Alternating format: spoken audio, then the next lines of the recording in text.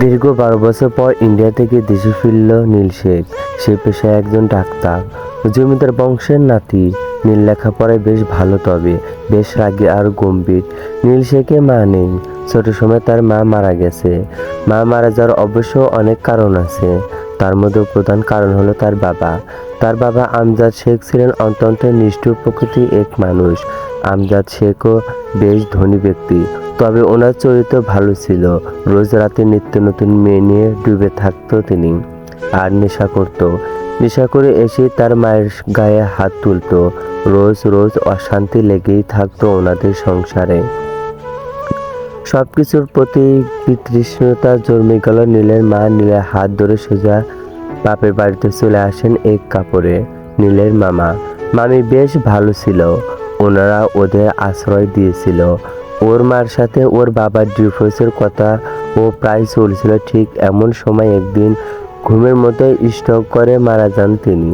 সেই থেকে নীল চুপচাপ গম্ভীর হয়ে যায়।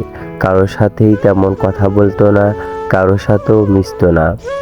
শুধু মামির সাথেই একটু আধাটু কথা বলতো। একদিন তার বাবা তাকে নিতে আসলো। সে ঘর হতে একটা রমদা নিয়ে তার বাবাকে দৌড়েছিল জাস্ট খুন করার জন্য। নীল আস্তে আস্তে কেমন যেন একটা হয়ে যাচ্ছিল, তবে লেখাপড়ায় বেশ মেধাবী ছিল। মামার বাসায় থেকে সে স্কুল কলেজ পাশ করে চলে যান ইন্ডিয়াতে। সেখানেই সে তার রাজত্ব তৈরি করেছে। ওখানে যাওয়ার পর এই দেশের কারণে তার সাথে কারো যোগাযোগ ছিল না।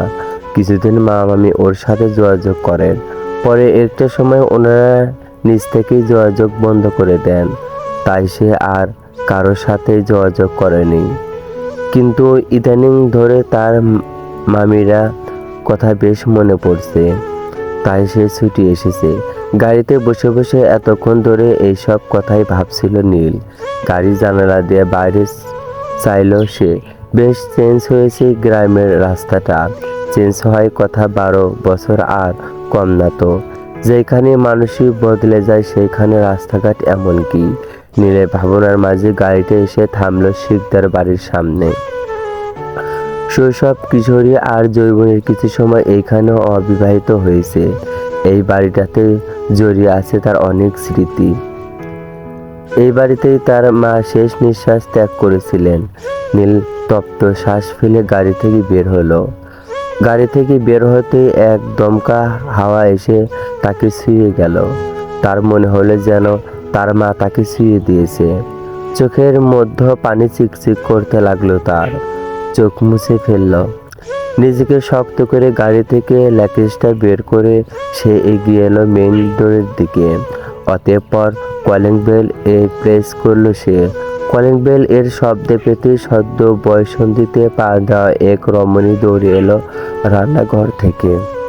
দরজাটা খুলে দিল। রমণীর গায়ে ছিল শুভ্র নীল রং এর এক জামা, ঘন লম্বা চুল যা দিয়ে টপ টপ করে পানি পড়ছিল। ঘন পাপড়ি আঁখি জোড়াটা নিবন্ধ করে রেখেছে সামনে দাঁড়িয়ে থাকা ৩২ বছরের পুরুষটির পানে। অতঃপর ঋণী ঋণী কণ্ঠে শুধালো, কে আপনি, কাকে চান? এই মাতাল করা কণ্ঠটি এসে বিঁধল পুরুষটির পাশুবুকে। ঠোক গিলল নীল। অস্থির হয়ে গেল সে। মেয়েটির চোখের দিকে তাকিয়ে সে বোধহয় খুন হয়ে গেল। নিজেকে ধাতস্থ করল নীল। তারপর উসখুস কণ্ঠে বলল, জামশেদ শেখদার আছেন? আমি ওনার ভাগ্নে নীল শেখ। অবাক হলো সামনে দাঁড়িয়ে থাকা মেয়েটি। অবাকে তার আঁখি বৃহত্তর হয়ে গেল। অবাক হওয়ার কণ্ঠে জিজ্ঞেস করলো, আপনি সেই নীল ভাইয়া? মা বলতো অনেক আপনার কথা। আসুন ভিতরে আসুন। কথাটা বলে সে সরে দাঁড়ালো। নীল ল্যাগেজ হাতে ভিতরে ঢুকে দরজাটা লক করে দিল। অতঃপর মেয়েটির দিকে তাকিয়ে জিজ্ঞেস করলো, তুমি? আমি আরোহী জাহান মেঘ। অবাক হলো নীল, কারণ মেয়েকে যখন দেখেছিল তখন সে একেবারে ছোট ছিল, আর নীলের নেওয়াটাও ছিল শুধু নীলের আশেপাশে ঘুরঘুর করতে। এত অবশেষে বিরক্ত হয়ে ধমক দিত, সেই ছোট মেঘ আজ এত বড় হলো। সময় তবে দ্রুত চলে গেল। সে হালকা একটু কেসে জিজ্ঞেস করলো, মামা মামি নেই? না, ওনারা একটু বেরিয়েছেন, চলে আসবেন একটু পরেই। ও হুম। আপনি দাঁড়িয়ে কেন? বসুন। আমি আপনার রুমটা ফ্রেশ করে আসি। আসলে আপনার রুমটা তালাবদ্ধ তো তাই। আমি চুলায় চা বসিয়েছিলাম, আপনি খাবেন। নীল সোফায় বসলো, অতঃপর নিরস কণ্ঠে বলল, না, আমি ফ্রেশ না হয়ে কিছুই খাবো না। ও, তাহলে আপনি আমার রুমে গিয়ে ফ্রেশ হয়ে নিন। উপরের একদম শেষ কর্নারের রুমটা আমার। নীল স্থিত হেসে লাকেজ হাতে চলে গেল মেঘের রুমে ফ্রেশ হতে। মেঘ এক এক পলক উনার নীল যাওয়ার পানে তাকিয়ে রান্নাঘরে গেল। সবে মাত্র পানিটাই টকবগিয়ে ফুটছিল। সেই চুলাটা বন্ধ করে চলে গেল নীলের রুম ক্লিন করতে। অনেকদিন বন্ধ হওয়ার ফলে রুমটা থেকে কেমন ভ্যাপসা গন্ধ বের হয়েছে, আর খুব ময়লাও জমে আছে। এগুলো পরিষ্কার করতে তার কাল ঘাম ছুটে যাবে। ধুলোবালু আস্তরণ সরিয়ে ঘরটা যখন ব্যাসযোগ্য হলো, তখন মেঘের কপালে বিন্দু বিন্দু ঘাম জমেছে। জানালাগুলো খুলে দিতেই দুপুরের কড়া রোদ ঘরে ঢুকে পড়ল। নীল মেঘের ঘর থেকে ফ্রেশ হয়ে নিজের রুমে পা রাখলো। 12 বছর আগে এই ঘরটা যেভাবে ছেড়ে গিয়েছিল, আসবাবপত্রগুলো ঠিক আগের মতোই আছে, কেবল মানুষগুলো আর সময়টা বদলে গেছে। নীল নিজের ল্যাকেজটা এক পাশে রেখে ধপাস করে বিছানায় বসে পড়ল। লম্বা জার্নিং ক্লান্ত আর মাথার ভেতরে এক অদ্ভুত দম্পত পানি ব্যথা অনুভব করছে সে। দুপুরে এই তপ্ত রোদে মাথাটা যেন আরো ছিঁড়ে যাচ্ছে। মেঘ তখনও ঘরটা গোছাতে ব্যস্ত। নীল ক্লান্ত দৃষ্টি মেলে মেঘের দিকে তাকালো। নীল গম্ভীর গলায় জিজ্ঞেস করলো, মেঘ, তুমি এখন কোন ক্লাসে পড়ো? মেঘ আলমারির উপরে ধুলো মুছতে মুছতে ফিরে তাকালো। তার ডাগর ডাগর চোখ জোড়া এক অদ্ভুত চঞ্চলতা। মৃদু হেসে উত্তর দিল, আমি এবার 10ম শ্রেণীর ফাইনাল পরীক্ষার্থী। কোন বিভাগে? মানবিক বিভাগে পড়ছি। মেঘ গুছিয়ে নেওয়া শেষ করে নীলের দিকে ফিরে শুধালো, মাথা ধরেছে আপনার? আপনাকে কিছু দেব? চা নাকি কফি? নীল কপালে হাত রেখে বলল, 1 কাপ চা দাও, আদা দিয়ে। মেঘ নিঃশব্দে মাথা নাড়িয়ে ঘর থেকে বেরিয়ে গেল। নীল আনমনে মেঘের যাওয়ার পথের দিকে তাকিয়ে রইল। মেয়েটার হাঁটা, ছন্দ, কথা বলার ঢং, সবকিছুর মধ্যে এক ধরনের সুগন্ধতা আছে যা নীলের রক্ষ মনেও শীতল পরশ দিচ্ছে। যতক্ষণ না মেঘ দৃষ্টির আড়ালে গেল, নীল পলকহীন তাকিয়ে থাকলো। তারপর দৃষ্টি ফেরার নিজের ঘরের দেওয়ালেতে, যেখানে তার কিশোরী হাজারো স্মৃতি ধুলোবালু মেখে পড়ে আছে। মিনিট 15 পর দরজায় মৃদু টোকা পড়ল। ভাইয়া আসবো? মেঘের ঋণঋণে কণ্ঠ। নীল চোখ বুঝে নিল। চোখ না খুললেই বলল, হোম এসো। মেঘ ট্রে হাতে ঘরে ঢুকলো। ট্রেতে ধোয়া ওঠা আদা চা, সাথে কিছু কাঁটাফল আর কুকিজ। নীলের সামনে ছোট টেবিলে ট্রেটা নামিয়ে রাখলো সে। নীল ভ্রু কুঁচকে একটু হাসলো, ঠোঁট কামড়ে ধরে বলল, এত কিছু তো দরকার ছিল না মেঘ, শুধু না চা হলেই চলতো। মেঘ খুব সহজভাবে উত্তর দিল, এতটা রাস্তা জার্নি করে এসেছেন, দুপুর হয়ে গেছে, নিশ্চয় খুব খিদে পেয়েছে আপনার। নীল অবাক হয়ে লক্ষ্য করলো মেয়েটির দায়িত্ববোধ। যেই মেয়ে 1 গ্লাস পানিও গড়িয়ে খেতে না, সেই মেয়েটা যে কাজে এতটা পটু হয়ে গেছে তা তার অবাক করার বিষয়। পাক্কা গৃহিণী হয়ে গেছে। হঠাৎ নীলের নজর গেল মেঘের গালে। ঘর পরিষ্কার করতে গিয়ে এক কোণে কিছুটা ঝুল বা কালচে ময়লা লেগে আছে। নীল কিছুটা ঝুঁকে এসে ডান হাত বাড়িয়ে মেঘের গালটা আলতো করেছিল। আঙ্গুলের ডগা দিয়ে গালের ময়লাটুকু মুছে দিল সে। আইসক্রিম এই স্পর্শে মেঘ যেন বিদ্যুৎ বেগে কেঁপে উঠল। তার নিঃশ্বাস কিছুক্ষণের জন্য থমকে গেল। নীল মেঘের শরীরে সেই ক্ষুণ্ণ কাঁপুনি অনুভব করতে পারল, কিন্তু সে মুখে কিছু প্রকাশ করল না। একদম স্বাভাবিক ভঙ্গিতে সোজা হয়ে বসে চায়ের কাপটা তুলে নিল। এক চুমুক দিয়ে নীলের চোখ বুজে এলো। আদা আর এলাচের ঠিক মিশনে, সঠিক মিশনে একদম পারফেক্ট 1 কাপ চা। নীল স্মিত হেসে মেঘের দিকে তাকিয়ে বলল, চাটা বেশ দারুণ হয়েছে। ধন্যবাদ পিসি। এবার তুমি যাও, ফ্রেশ হয়ে নাও। আমার জন্য তোমার অনেক কষ্ট হলো। কোনো ব্যাপার না ভাইয়া, আপনি চা খান, আমি ফ্রেশ হয়ে আছি। কথাটা বলে মেঘ প্রায় এক দৌড়ে ঘর থেকে বেরিয়ে গেল। তার বুকের ভেতরটা তখনও টিপ টিপ করছে।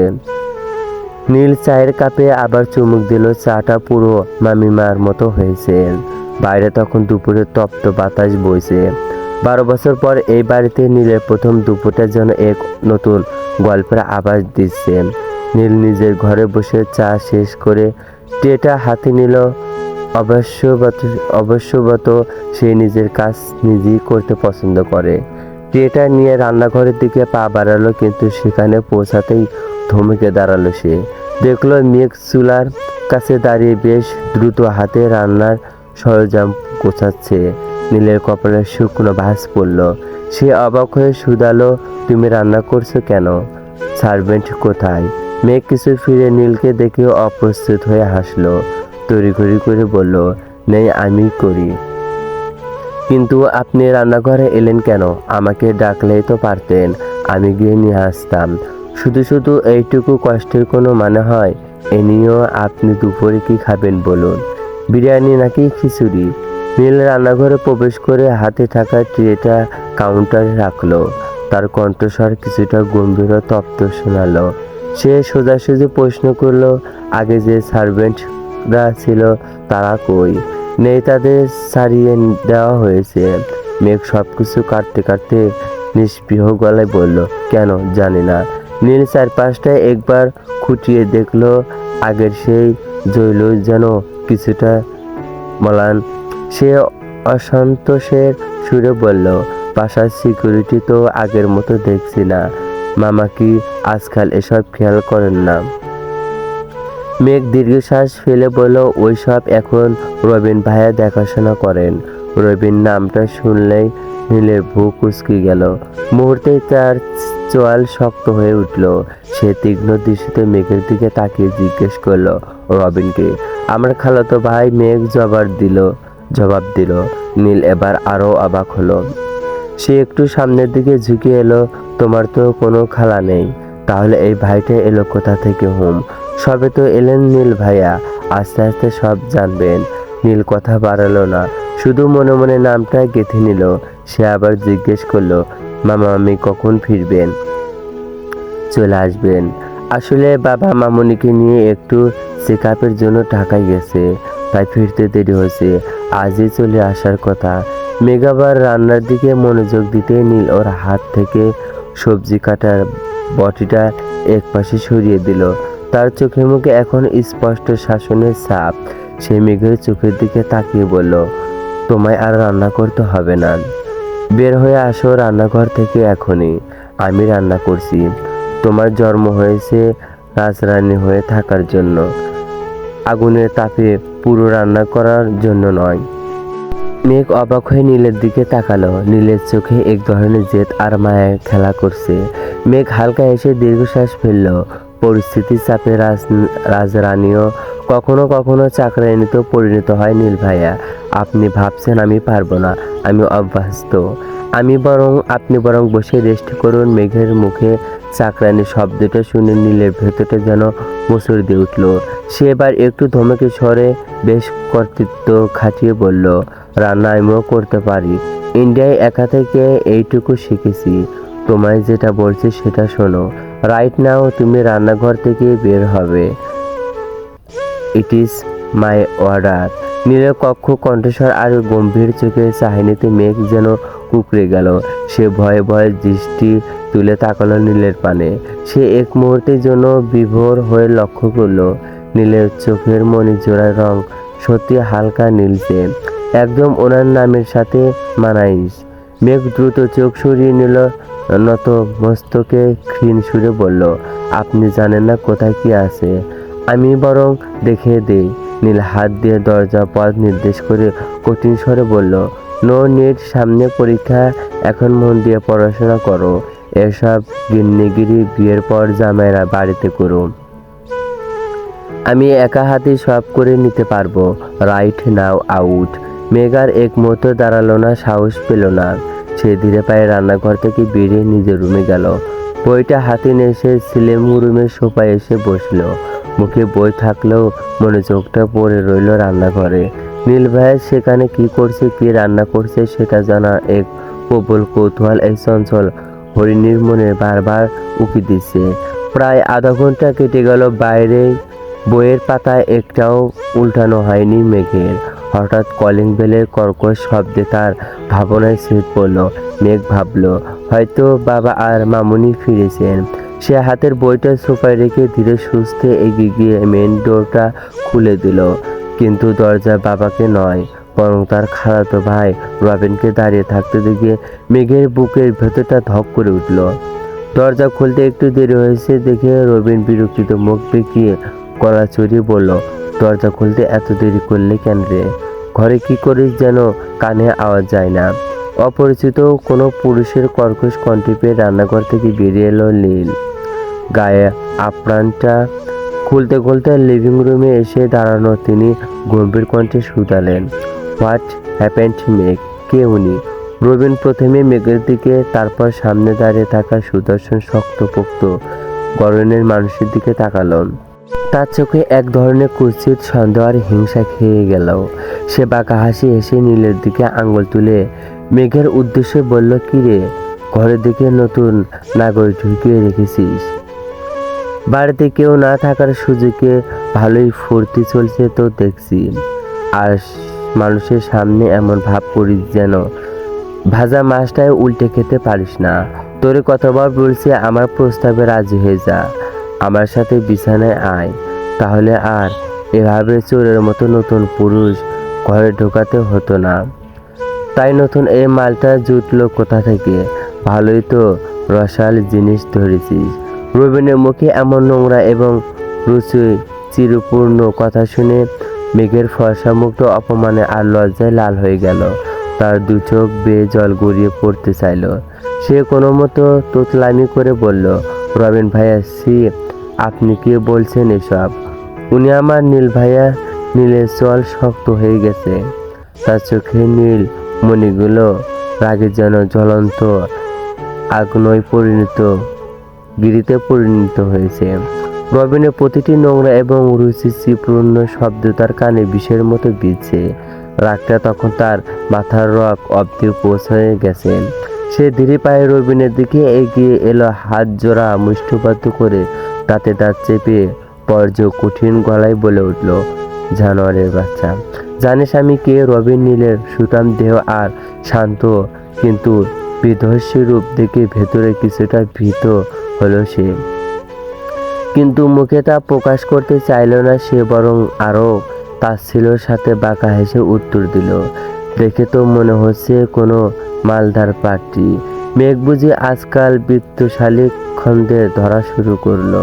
কথাটা শেষ হতে না হতে নীলের হাতের সজোরে এক ঘুষি রবিনের নাকে গিয়ে বিঁধল। সময় দেওয়া পাত্র নীল নয়। মুহূর্তেই রবিনের নাক ফেটে ফিনকি দিয়ে রক্ত গড়িয়ে পড়তে লাগলো মেঝেতে। ব্যথায় চিৎকার করে রবিন পিছিয়ে যেতে চাইল, কিন্তু নীল তাকে ছাড়ল না। আর একটা ঘুষি মারার জন্য হাতটা ওপরে তুলতেই নীলের নজর গেল মেঘের দিকে। মেয়েটা ভয়ে জড়সড় হয়ে ঘরের এক কোণে দাঁড়িয়ে আছে। দুই হাত দিয়ে চোখ মুখ শক্ত করে চেপে ধরেছে সে। ফর্সা গাল বেয়ে টুপটাপ করে অশ্রু ঝরছে। মেঘের এই করুণ অবস্থা দেখে নীলের ভেতরটা এক মুহূর্তের জন্য কেঁপে উঠল। সে ঘুষিটা আর চালল না, বরং রবিনের শার্টের কলারটা দুই হাতে পেঁচিয়ে ধরে তাকে দেয়ালের সাথে সজোরে চেপে ধরল নীল। রবিনের কান ঘেঁষে মুখ দিয়ে শান্ত কিন্তু খুলে গলায় বলল, আমার নাম নীল শেখ। আমি কে সেটা জানার মতো যোগ্যতাও নেই তোর। তবে আজ একটা কথা কান খুলে শুনে রাখ, ফার্দার আর কখনো যদি আমার মেঘপুরের সাথে বাজে দৃষ্টিতে কিংবা উচ্চস্বরে কথা বলেছিস কিংবা ওর ছায়া মারানোর চেষ্টা করেছিস, তাহলে সেই দিন এই নীল শেখের হাতে তুই নির্ঘাত খুন হবি। ডাক্তার হিসেবে যেমন আমি মানুষের জান বাঁচিয়ে জানি, তেমনি শয়তানদের প্রাণ কেড়ে নিতেও আমি কার্পণ্য করি না। নীলের গলা স্বর এবং চোখের হিমশীল চাহনি রেখে রবিনের শরীরের হাড় অবধি কেঁপে উঠল। সে এতক্ষণ যাকে একজন সাধারণ মানুষ ভেবেছিল, সে যে আসলে একটা ঘুমন্ত সিংহ, তা সে এখন হাড়ে মজায় টের পাচ্ছে। নীল তাকে ধাক্কা দিয়ে দরজার বাইরে ফেলে দিল। রবিন নাকে হাত দিয়ে কাতরাতে কাতরাতে ঘর থেকে বেরিয়ে গেল। তবে চলে যাওয়ার সময় তার চোখে এক ধরনের প্রতিশোধের নেশা ফুটে উঠল। নীল দ্রুত দরজাটা আটকে দিয়ে মেঘের দিকে ফিরল। মেঘ এখনো কাঁদছে। নীল ধীর পায়ে মেঘের সামনে গিয়ে দাঁড়ালো। তার মেজাজ এখন কিছুটা ঠান্ডা হলেও বুকের ভেতর ধুকপুকুনি কমেনি। মেঘের মাথায় আলতো করে হাত রেখে খুব নরম গলায় ডাকলো, মেঘ এদিকে তাকাও। মেঘ চোখ খুলতে নীলের সাথে চোখাচোখি হলো। মেঘের সেই টলমল চোখের পানি দেখে নীলের মনে হলো এই মেয়েটির চোখের প্রতিটা ফোঁটা রক্তের চেয়েও দামি। সে ফিসফিস করে বলল, ভয় নেই, আমি এসে গেছি তো, কেউ আর তোমায় অপমান করার সাহস পাবে না। রবিনের চলে যাওয়ার পর পুরো ড্রয়িং রুমে এক পিনপতন নীরবতা নেমে এলো। কেবল মেঘের কান্না ফুটিয়ে ওঠার শব্দটা সেই নিস্তব্ধতা ভাঙছে। নীল অস্থির হয়ে কিছুক্ষণ দাঁড়িয়ে রইল। তার মুষ্টিবদ্ধ হাত এখনো কাঁপছে। রাগে নয়, বরং মেঘের এই অসহায়ত্ব দেখে তার ভেতরে এক ধরনের অপরাধবোধ কাজ করছে। 12 বছর সে এই মানুষগুলোর খবর দেয়নি। এই সুযোগে কি তবে শকুনের দল এখানে বসে বাধা বেঁধছিল? নীল ধীর পায়ে মেঘের সামনে গিয়ে দাঁড়ালো। মেঘ তখনও 2 হাতে মুখ ঢেকে ঢুকরো কাঁদছে। তাই এই ছোট ছোট কাঁপুনিগুলো নীলের পাষাণ মনেও আজ ভাঙন ধরেছে। নীল আলতো করে মেঘের কাঁধে হাত রাখলো। তপ্ত মরুভূমিতে এক সিলতে বৃষ্টির মতো নীলের হাতে স্পর্শ পেয়ে মেঘ যেন আরো ভেঙে পড়ল। কাঁদছো কেন মেঘ? সব তো ঠিকই হয়েছে। নীলের কণ্ঠস্বর এখন বেশ মেলায়েম। মেঘ মাথা তুলে নীলের দিকে তাকালো। তার ফোলা ফোলা লাল চোখ জোড়া নীলের হৃদয়ে কোথাও এক অজানা ব্যথার দৃষ্টি করল। মেঘ ভাঙে গলায় বলল, আপনি কেন ওকে মারলেন নীল ভাইয়া? ও খুব খারাপ লোক। ও একা নয়, ওর সাথে আরো অনেকেই আছে। ওরা আপনার ক্ষতি করবে। নীল এক বাঁকা হাসি হাসলো। যে মানুষটা একা একাই বিদেশের মাটিতে নিজের রাজত্ব তৈরি করেছে, তাকে সামান্য গুন্ডার ভয় দেখে লাভ নেই। নীল তার লম্বা আঙুল দিয়ে মেঘের গাল থেকে অশ্রুটুকু মুছে দিল। এই প্রথম সে মেঘকে এতটা কাছে পেল। ক্ষতি করার ক্ষমতা নীল শেখ সবাইকে দেয় না মেঘ। এখন কান্না থামাও আর শোনো, ওই জানোটা যা যা বলেছে সেগুলো এক কান দিয়ে ঢুকে অন্য কান দিয়ে বের করে দাও। মেঘ পরীর কখনো কারো নাগার বা লাং হয় না। সে আকাশে উঁচুতে ভাসমান এক পবিত্র সত্তা। নীল ভাইয়ের মুখে নিজের প্রশংসা শুনে মেঘের কান্নায় বেগ কিছুটা কমলো। সে অবাক হয়ে নীলের চোখের দিকে তাকিয়ে রইল। কি এক অদ্ভুত সম্মেলন আছে এই চোখের নীলমণিগুলোতে। নীল আবার বলল, যাও ফ্রেশ হয়ে নাও, আমি গিয়ে রান্নাটা শেষ করে। মেঘ মৃদু মাথা নেড়ে নিজের ঘরের দিকে চলে গেল। নীল আবার রান্নাঘরে ফিরে গেল ঠিকই, কিন্তু তার মস্তিষ্কে কখনো রবিনের বলা কথাগুলো ঘুরপাক খাচ্ছে। নীল বুঝতে পারছে কোথায় কোনো সমস্যা আছে, যাকে তাকে খুঁজে বের করতে হবে। ঠিক 1 ঘন্টা পর রান্নাঘর থেকে বিরিয়ানির সুগন্ধ পুরো বাড়িতে ছড়িয়ে পড়েছে। নীল যখন টেবিলে খাবার সাজাচ্ছিল, ঠিক তখনই কলিং বেলের শব্দ শোনা গেল। মেঘ ততক্ষণে ফ্রেশ হয়ে বেরিয়ে এসেছে। সাদা একটি সুতির সালোয়ার কামিজে তাকে অপার্থিক সুন্দর লাগছে। নীল নিজেই গিয়ে দরজা খুলল, কিন্তু দরজা খুলতে সে ধমকে দাঁড়ালো। সামনে তার মামা জামশেদ শিকদার দাঁড়িয়ে আছেন ঠিকই, কিন্তু ওনার পাশে মামির বদলে অপরিচিত এক মধ্যবয়স্ক মহিলা। উগ্র সাজগোজ আর চড়া পারফিউমের গন্ধ নীলের নাকে এসে ধাক্কা দিল। নীল ভূ কুঁচকে বরফ শীতল গম্ভীর কণ্ঠে জিজ্ঞেস করলো, মামা ইনি কে? নীলের আচমকা উপস্থিতিতে জামশেদ শিকদার যেন আকাশ থেকে পড়ল। 12 বছর পর ভাগ্নেকে এভাবে নিজের দরজায় দাঁড়িয়ে থাকতে দেখে তিনি প্রচণ্ড অবাক এবং কিছুটা অপ্রস্তুত হয়ে পড়লেন। তোতলামি করে বললেন, নীল তুই কবে এলি বাপ? আগে ভেতরে তো ঢুকতে দে, তারপর সব বলছি। নীল দরজায় কাছ থেকে সরে দাঁড়ালো। তার দৃষ্টি এখনো সেই মহিলার উপর নিবদ্ধ। ওনারা ভেতরে ঢুকে সোফায় বসলেন। নীল দরজাটা লক করে দিয়ে ধীরে পায়ে সোফায় সামনে এসে দাঁড়ালো। তার তীক্ষ্ণ চাহনি থেকে এক অজানা আতঙ্ক যেন ছড়িয়ে পড়ছে ঘর জুড়ো। নীল অধৈর্য হয়ে ফের জিজ্ঞেস করলো, কে উনি মামা? জামশেদ শিকদার মাথা নিচু করে অপরাধী সরে বলল, তোর নতুন মামি তানিয়া শিকদার। তুই যাওয়ার পর আসলে মেঘের মা এক অ্যাক্সিডেন্টে মারা যান। তারপর আর কি ঘর সংসার সামলাতে দ্বিতীয় বিয়েটা করতে হলো। কথাটা শুনে নীলের পায়ের তলা থেকে যেন মাটি সরে গেল। যে মামিমার মায়ের টানে সে 7 সমুদ্র 13 নদী পার হয়ে ছুটে এসেছে, সেই মানুষটা আর নেই। নীল চিৎকার করে বলতে চাইল, কিন্তু গলা দিয়ে স্বর বের হলো না। কিছুক্ষণ পর সে নিজেকে সামলে নিয়ে ফেটে পড়ল, কি বলল, মামিমা নেই। আর এই কথাটা আমাকে একবারও জানানোর প্রয়োজন মনে করলেন না মামা? সবকিছু এমনভাবে হলো যে আর জানতে পারিনি রে। মামার গলাটা অনেক নিচু। জানতে পারিনি নাকি জানতে চাওনি কোনটা? তোমাদের কাছে আমি শত শত চিঠি পাঠিয়েছি, একটাও রিপ্লাই আসেনি। ফোন নাম্বারটাও পর্যন্ত পাল্টে ফেলেছো যাতে আমি যোগাযোগ করতে না পারি। কেন মামা? কি দোষ ছিল আমার? নীলের রাগে পুরো ঘর কাঁপছে। জামশেদ শিকদার দীর্ঘশ্বাস ফেলে বললেন, নিয়তির উপর কারো হাত থাকে না বাবা, সেসব বাদ দে। তুই ইন্ডিয়া থেকে কবে ফিরলি? কেমন আছিস? নীল একটা তাচ্ছিল্যের হাসি হাসলো। যে মানুষটা তার অসুস্থর খবর নিতে চায়নি, আজ তার মুখে কৌশল বিনিময় বড্ড বেমানান লাগছে। সে শীতল স্বরে বলল, আলহামদুলিল্লাহ, আল্লাহ পাক ভালো রেখেছে। ওদের কথায় মাঝে নতুন মামি তানিয়া শিকদার এতক্ষণ বিরক্তি নিয়ে নীলকে দেখছিলেন। হঠাৎ ওনার নজর গেল এক পাশে জড়সড় হয়ে দাঁড়িয়ে থাকা মেঘের দিকে। মুহূর্তেই ওনার কণ্ঠস্বর কর্কশ হয়ে উঠল, এই যে নবাবের বিটি, এখানে দাঁড়িয়ে কি তামাশা দেখছিস? পাশে যে মেহমান এসেছে সেই খেয়াল কি নেই? যা গিয়ে রান্না বসা, আর আমার জন্য 1 গ্লাস পানি নিয়ে আয়। গলা শুকিয়ে কাঠ হয়ে গেল। মেঘ তখনই পা বাড়াতে যাবে, নীল হাত তুলে তাকালো, থামিয়ে দিল। তার দৃষ্টি এখন তানিয়ার দিকে। নীল তপ্ত কণ্ঠে বলে উঠল, রান্না হয়ে গেছে, আরও কেন আপনার? পানি নিয়ে আসবে। হাত পা তো আপনারও আছে, আপনারটা আপনি নিয়ে খান। মনে রাখবেন, ও এই বাড়ির কোনো সার্ভেন্ট নয়, ও এই বাড়ির প্রিন্স। খবরদার, ওকে আর কোনোদিন কোনো অর্ডার দেবেন না। নীলে এমন সরাসরি জবাবে তানিয়া শিকদার মুহূর্তেই চুপসে গেলেন। জামশেদ শিকদারও সবস্থিত হয়ে ভাগ্নের দিকে তাকিয়ে রইলেন। নীল এখন বুঝতে পারছে কেন মেঘ আজ এত চুপচাপ, কেন বাড়িতে কোনো কাজের লোক নেই।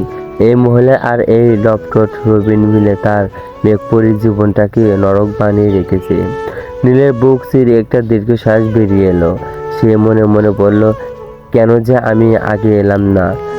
কেন এই ফুলের মতো মেয়েটাকে এই আগুনের মাঝে একা ফেলে রাখলাম? নীল মেঘের দিকে তাকালো। মেঘ নত মস্তিষ্কে দাঁড়িয়ে আছে শুকনো মুখে। নীল মনে মনে শপথ নিল, এই বাড়িতে এখন থেকে কোনো অন্যায় ঠাঁই হবে না। নীল শেখ ফিরে এসেছে তার রাজত্ব আর তার রাজকন্যাকে উদ্ধার করতে। ডাইনিং টেবিলের পরিবেশটা ছিল থমথমে। টেবিলের এক পাশে জামশেদ শিকদার অপরাধী মুখে বসে আছেন, তার পাশে তানিয়া শিকদার গাল ফুলিয়ে বসে আছেন। অন্য পাশে নীল আর তার ঠিক পাশেই মেঘ। 12 বছর পর এই টেবিলে নীল বসলেও আজ তার উপস্থিতিতে বাড়ির বাতাস যেন ভারী হয়ে আছে।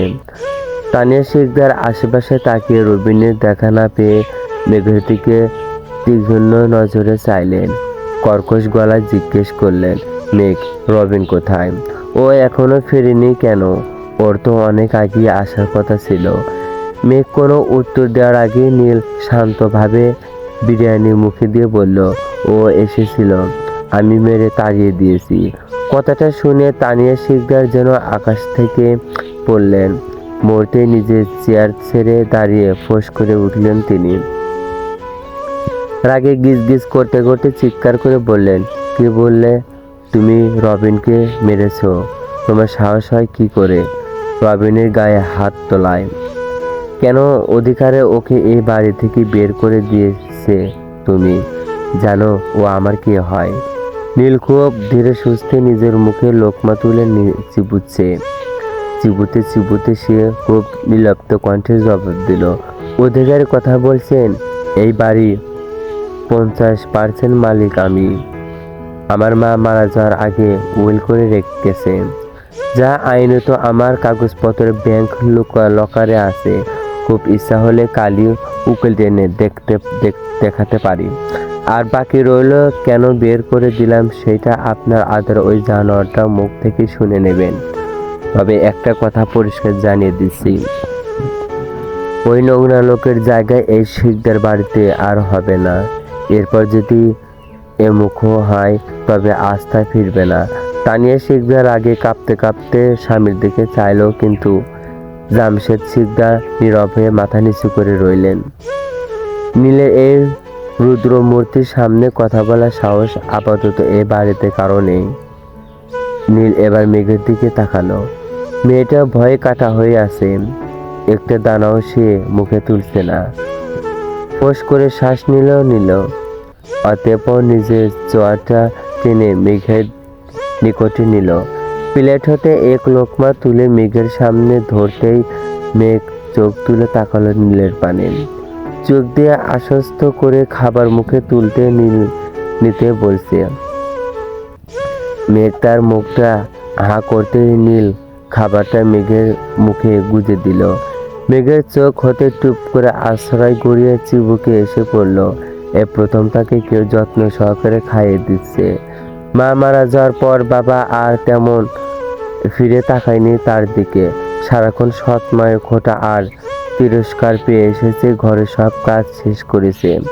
তানিয়া শিকদার এই দৃশ্য দেখে মনে মনে ঈর্ষায় ফেটে পড়ছিলেন, কিন্তু নীলের ব্যক্তিত্বের সামনে টু শব্দ করার সাহস পেলেন না। নীল এক এক করে মেয়েকে খাইয়ে দিতে লাগলো আর আরো চোখে মামার দিকে তাকালো। মামা অপরাধীর মতো নিজে খাওয়া শেষ করেছেন। নীল বুঝতে পারল এই বাড়িটাকে আবার জৌলুসে ফিরিয়ে আনতে হলে তাকে অনেক রাবিশ পরিষ্কার করতে হবে। নীল মেঘের চোখের পানি মুছে দিয়ে নিচু স্বরে বলল, এখন থেকে আমি আছি তো, কারো চোখের দিকে তাকিয়ে ভয় পাওয়ার প্রয়োজন নেই তোমার। তুমি শুধু লেখাপড়া নিয়ে থাকবে, আর বাকি পৃথিবীটা আমি সামলে নেব। মেঘের মনে হলো তার নীল ভাইয়া আর তার অন্ধকার জীবনে এক পলাশ বৃষ্টি হয়ে ফিরে এসেছে। খাওয়া দাওয়া পর ড্রয়িং রুমে পরিবেশটা আরো বেশি থমথমে হয়ে গেল। তানিয়া শিকদার গজগজ করতে করতে নিজের রুমে চলে গেছেন, আর মেঘ নীলকে চা দিয়ে রান্নাঘরে থালা বাসন গোছাতে গেছে। এখন ড্রয়িং রুমে কেবল দুজনই পুরুষ মানুষ মুখোমুখি, নীল শেখ আর জামশেদ শিকদার। নীল তার শিকদারা টান টান করে বসে আছে সোফায়, তার দৃষ্টি সম্পূর্ণ নিবন্ধ তার মামুর দিকে। এই দৃষ্টিতে বেশ ঘাবড়ে গেলেন জামশেদ শিকদার। এই কনকনে শীতেও ওনার কপালে ঘামের রেখা স্পষ্ট। নীল তার মামার এই অবস্থা দেখে বাঁকা হাসলো।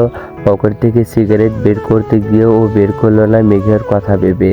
নীল তার শক্ত চেয়ার নাড়িয়ে অত্যন্ত ধারালো কণ্ঠে প্রশ্ন করলো, এবার মূল্য প্রসঙ্গে আসি। আমার সাথে দীর্ঘ 12টা বছর প্রতিটি যোগাযোগ ছিন্ন করার পেছনে আপনার যুক্তিটাও কি ছিল মামু? কেন সব সম্পর্ক এভাবে চুকিয়ে দিতে চেয়েছিলেন? জামশেদ শিকদার যেন এই প্রশ্নের জন্য অপেক্ষা করছিলেন, অথচ উত্তরটা দিতে গিয়ে তার বুকটা কেঁপে উঠল। তিনি নীলের চোখের দিকে তাকাতে পারলেন না। মাথায় নিচু করে ভাঙা গলায় বললেন, পরিস্থিতি সবসময় মানুষের নিয়ন্ত্রণে থাকে না নীল। তোকে দূরে রাখাটা আমার ইচ্ছা ছিল না, বাধ্যতা কথা ছিল। নীল একটা তাচ্ছিল্য হাসি হাসলো। সে সোফায় হেলান দিয়ে মামার চোখের দিকে সরাসরি তাকিয়ে বলল, বাধ্যতার কথা আমায় কি আপনার পোকা মনে হয়? আমি এখান থেকে যাওয়ার পর অন্তত 2 বছর নিয়মিত চিঠি পাঠিয়েছি, আপনি সেগুলোর উত্তরও দেননি। ফোন দিতাম, তাই ফোন নাম্বারটা বদলে ফেলেছে। এসবের ব্যাখ্যা আপনি কি দেবেন মামু? জামশেদ শিকদার এবার দীর্ঘ শ্বাস ফেলে মুখ খুললেন। তার গলায় এক ধরনের জড়তা আর গ্লানি স্পষ্ট। নীল, তুই যখন ইন্ডিয়ায় গেলি তখন আমার ব্যবসা প্রচণ্ড ধস নামে। আমার এই বিশাল জমিদার অভিজাত্য তখন কেবল কাগজের উপর টিকে ছিল। সে দুই সময়ে তানিয়া বড় দুলাভাই আমাকেই বড় অঙ্কের টাকা দিয়ে সাহায্য করেন, কিন্তু সেই সাহায্যের আড়ালে এই শর্ত ছিল। তিনি একটু থামলেন, সামনে থাকা পানির গ্লাসটা নিয়ে পানি পান করে গ্লাসটি রেখে তিনি ফের বললেন, শর্তটা এমন ছিল যে তানিয়াকে বিয়ে করতে হবে। আমি সব দিক ভেবে বিয়েটা করি, কিন্তু তানিয়া আসার পর থেকে এ বাড়ির চাবিকাঠি আমার হাতছাড়া হয়ে যায়। ও তোর পাঠানো সব চিঠি ফুরিয়ে ফেলতো। আমি যখনই তোর সাথে যোগাযোগ করার চেষ্টা করতাম, ও মেঘকে নিয়ে আমাকে হুমকি দিত। মেঘ তখন ছোট, ওর মা মারা যাওয়ার পর ও পুরোপুরি একা হয়ে গিয়েছিল। তানিয়া মেঘকে হোস্টেলে পাঠিয়ে দেওয়ার ভয় দেখাতো, কিংবা ওর ওপর শারীরিক নির্যাতন করতো। আমি মেঘের নিরাপত্তার কথা ভেবেই তোর থেকে দূরত্ব বজায় রাখতে শুরু করি। আমি ভেবেছিলাম তুই বিদেশে সুখে আছিস, এই নরকে তোকে টেনে এনে তোর ক্যারিয়ার নষ্ট করতে চাইনি। নীল উঠে দাঁড়িয়ে জানালার কাছে গিয়ে দাঁড়ালো। তার পিঠের পেশিগুলো উত্তেজনায় কাঁপছে। সে পেছন ফিরে চিৎকার করে উঠল, না বরং শান্ত কিন্তু অত্যন্ত বিধ্বংসী গলায় বলল, অদ্ভুত আপনার যুক্তি। মেঘের নিরাপত্তার জন্য আপনি মেঘের একমাত্র ভরসা আপনার ভাগ্নেকে দূরে সরিয়ে দিলেন, যার জন্য আমি দীর্ঘ 12 বছর একটা আগ্নেয়গিরি বুকে নিয়ে পড়াশোনা করছি। আজ এসে দেখে তার জীবনটা আপনারা ছারখার করে দিয়েছেন। আপনি মেয়েকে বাঁচাননি মামু, বরং রবিনের মতো একটা নেকড়ের মুখে ওকে একা ফেলে রেখেছিলেন। নীল আবার সোফায় ফিরে এসে মামার একদম কাছাকাছি বসলো। তার কণ্ঠস্বর অত্যন্ত ধীর হয়ে এলো, জানি না আপনার উপর ওদের কি কি দুর্বলতা আছে, তবে আজ থেকে সব হিসাব পাল্টে যাবে। আমার আর মামিমার আত্মা হইয়া আমায় অভিশাপ দিচ্ছেন যে আমি কেন আরও আগে আসিনি। তবে এখন যখন এসেছি, এই বাড়ি থেকে আগাছা পরিষ্কার করেই ছাড়ব। কাল সকালে আমি উকিল ডাকছি। এ বাড়ির সম্পত্তি এবং মেঘের গার্ডিয়ানশিপ সব আমি আমার অধীনে নেব। আর হ্যাঁ, রবিন বা তার বাবা যদি এই চৌখাট মারায়, তবে পুলিশ ডাকার আগে আমি নিজের হাতেই ওদের বিচার করব। আশা করি আপনি বুঝতে পেরেছেন। কথাগুলো বলে সে চলে গেল তার রুমে। রাগে তার মাথা ফেটে যাচ্ছে। যদি গল্পটি ভালো লাগে অবশ্যই চ্যানেলটি সাবস্ক্রাইব করবেন আর কমেন্টে জানিয়ে দেবেন পরবর্তী গল্প শুনতে চাইলে। তো আমার ভিডিওটি ভালো লাগলে শেয়ার করবেন, চলবে।